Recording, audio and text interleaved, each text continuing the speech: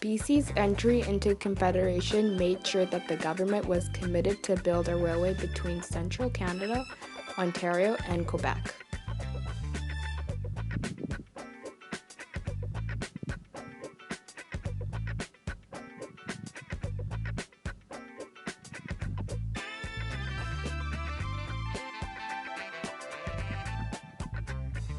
The Grand Trunk Railway of Canada is at times mixed up with the Grand Trunk Pacific Railway, a 4,800-kilometer railway from Winnipeg to Canada's Pacific coast.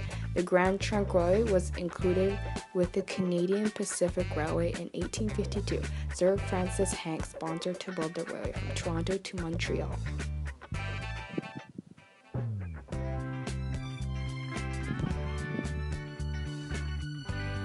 It was owned by a group of private British investors and was managed outside of London.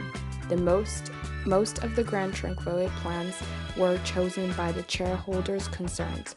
The growth was focused on immediate sources rather than building for the future.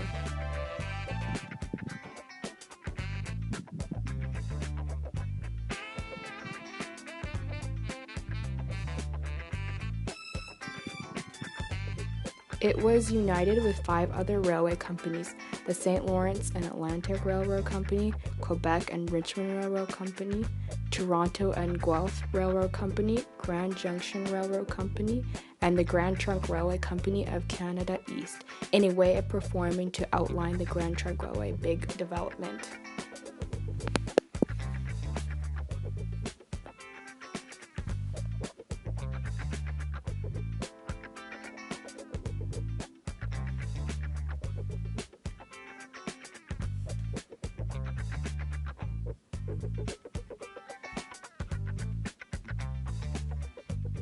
The funding for manufacture and development had to be increased in Great Britain. Work was very hard to find within towns. Many people didn't have reliable income. Because as the railway grew, it passed through the towns. Those townspeople gained jobs when the railway was there, but once it was built, it was back to looking for another job. The joining of the Great Western Railway in 1882 allowed the Grand Trunk Railway to cut out its prime competitor and the addition of 1,450 kilometers of track in Canada West and Michigan. By the late 1880s, the Grand Trunk Railway ran from the Great Lakes at Sarnia to the Atlantic Coast, Portland, Maine.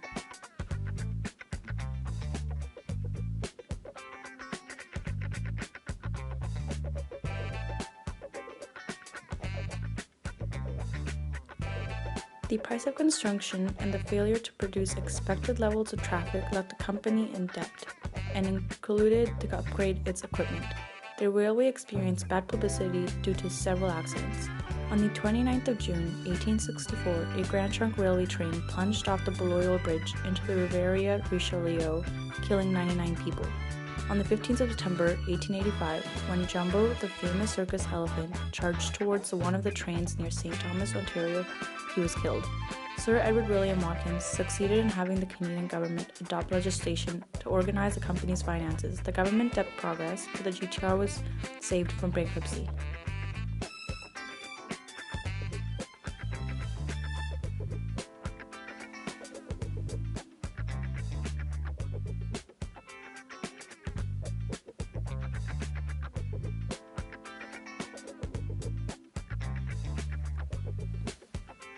In the mid-1890s, the Grand Trunk Railway invested in huge foundation advancements, including double tracking of the main line from Montreal to Sarnia, reducing curves and grades to better operating and rebuilding of bridges, buildings, and yards. The Grand Trunk Railway's ability had expanded significantly, however its infrastructure was aging and was still not making money.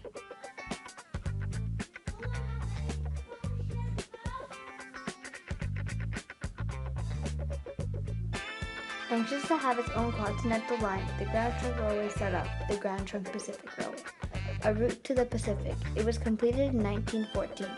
However, it was a financial disaster and was mainly responsible for the Grand Trunk Railway's bankruptcy. The government had disposed the Grand Trunk Railway $28 million in loans. The federal government took over the railway on October 10, 1919. It was placed under the management of the Canadian National Railway and later became the Canadian National.